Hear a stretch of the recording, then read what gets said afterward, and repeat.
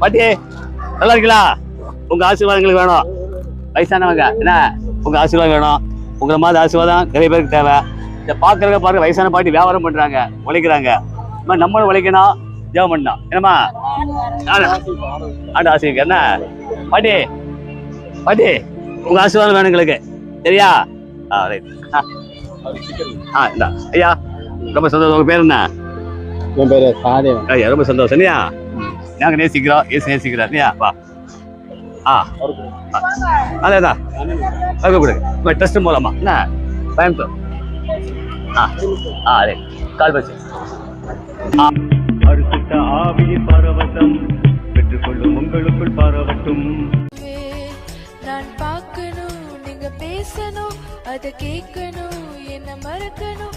அது போதும் என் இயேசுவே, அது போதும் என் இயேசுவே.